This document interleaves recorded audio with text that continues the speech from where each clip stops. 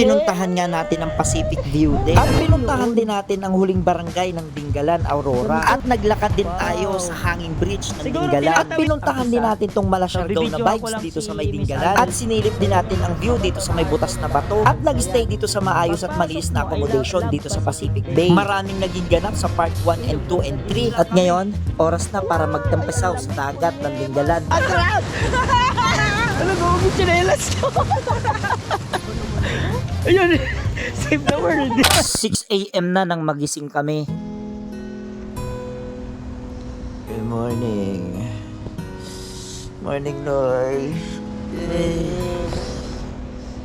Matapos na namin magbembang. Ay! Bembang. Ano, kaya gising lang namin. Ang oras ay 6 AM na. Yan. Ano tayo natulog? Medyo ano pa, Parang 12. mga ganun naman kasi paikot-ikot nga dahil di makatulog. Hindi siya matulog. Ako naman, nag-reframe ako sa 360. Nag-render ako sa GoPro. Tapos nag-edit ako ng mga maikling clip lang na yung sasayaw namin, TikTok namin. Tapos natulog na din ako. Tapos ngayon, umaga na. Yan, narinig niyo yung alon. Last talaga ng alon. Tingnan natin, tara. Tara. Pakita ko sa inyo yung dagat. Yung beach, ito, beachfront. Yan. So medyo malakas talaga yung alon. Namumblema kami kung paano kami mag-swimming. Kasi balas yung alon. Siguro baka dyan lang kami sa mababaw. So ito yung resort pag umaga. Tapos may free breakfast pala to, no? Minsan daw kinakatok nila dito papunta. Pupunta sa kwarto, kinakatok nila din.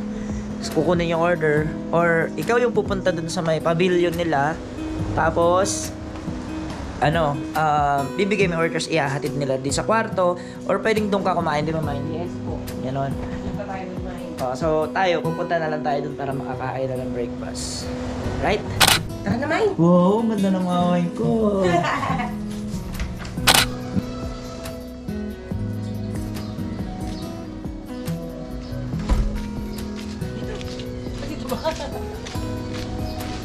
Ito yung mga ibang nila na yun, cottages.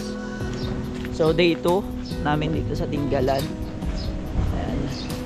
And di ba namin alam kung magsiswimming kami. Pero pupunta kami dun sa dagat. Kaso nga lang, di namin alam kung magsiswimming kami dahil last talaga ng alon. Pero syempre gusto namin mag-swimming. Sino ba naman yung ayaw mag-swimming? Kasi ang lakas talaga. Hindi ko alam kung bati pa kami yan eh. Ayan, tignan mo naman oh. Pang surfing. Ito yung pavilion fan room nila. Yan.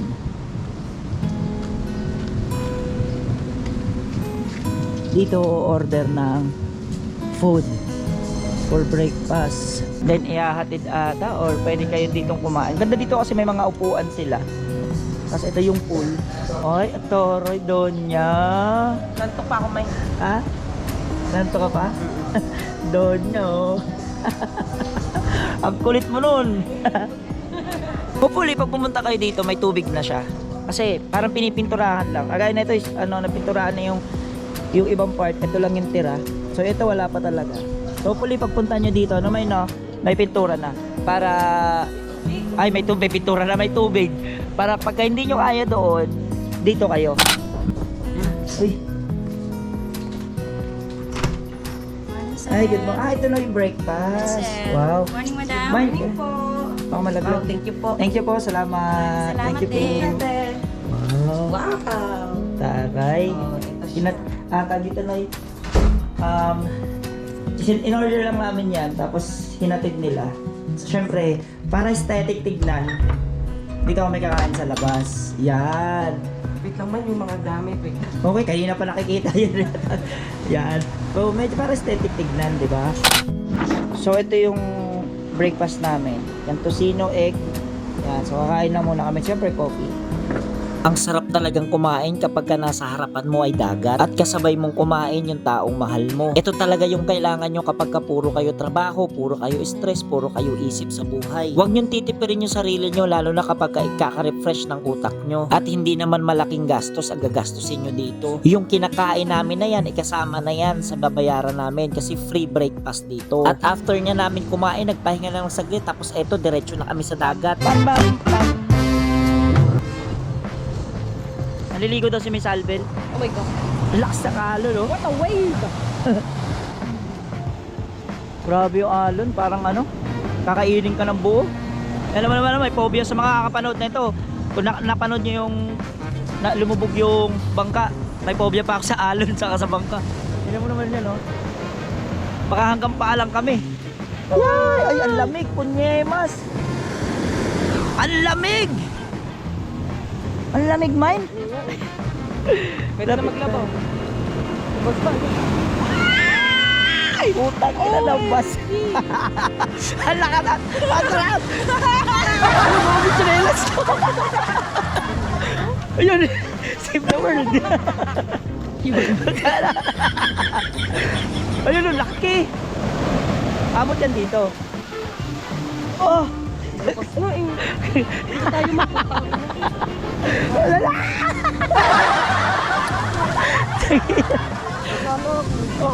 Ano, save the world. Lipat kami doon sa may Batonoy kasi parang nahaharangan nung bato yung alon nung kami para makaupo-upo kami ni mama. Kala ko wala na ako ng tsinelas eh. Yung tsinelas ko pa naman, ano, tawag dito mine, mamahalin to. Papayanas, nagmamagkano to? 50. So hindi, kasi pambahay ko rin, binitbit lang din namin. Kala ko ba di ka maliligo, ba't masaka na? Una pa ako sa'yo maligo ah. May maliligo ako pero baka dyan lang. Nakakatakot kasi talaga yung ano, yung alon. Parang lalamunin ka ng gusto eh. Ayun no. Pero syempre hindi tayo magpapatalo, alon lang yan. Charot. So ligo tayo no, ligo tayo. Noy, paano mag-swimming sa dagat?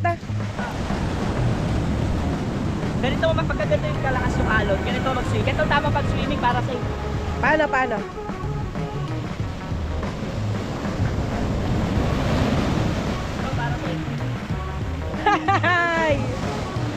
Ay, ganyan pala. Oo, ayan o. Wow. Lakas. Ang lakas. Pero at least nabasa na yung ulo ko. Papa. Go.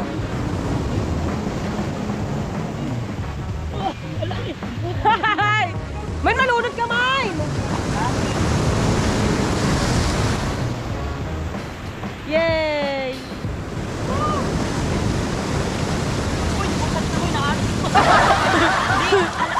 Malakas Yung yung impact nga. Malakas din yung balik. Kaya nga. Malakas din yung balik. Pero lang akong panawagan sa mga pamahalaan ng Tinggalan. Sana kaya niyong gawa ng paraan pahinain yung para makapag-swimming naman yung pupunta. Yung mga bata Di ba siguro ngayon lang? So hindi nga kami nakapag-enjoy mag-swimming dito sa may Tinggalan. Yes, hindi talaga kami nag-enjoy kasi sobrang lakas talaga ng alon. Di namin alam kung dahil lang ba sa buwan na to o merong talagang walang alon dito. Kaya na na. Sayang din ang ulan no, muntik na kami tangay ng alon. After nga namin magtampisaw sa dagat ay eto, nag-gear up na kagad kami para umuwi kasi mahaba-haba pa to.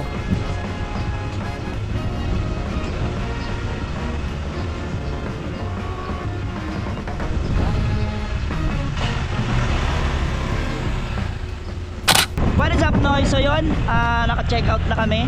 So yan, bye-bye! Bye-bye! So plano namin is magpagas muna kasi wala na akong gas, 1 bar na lang. So bye-bye, butas na ba to, Tinggalan. Yan, papagas muna kami tapos bibili lang ng pasalubong. And then wala ko dito kami magla-lunch o doon na lang sa unahan.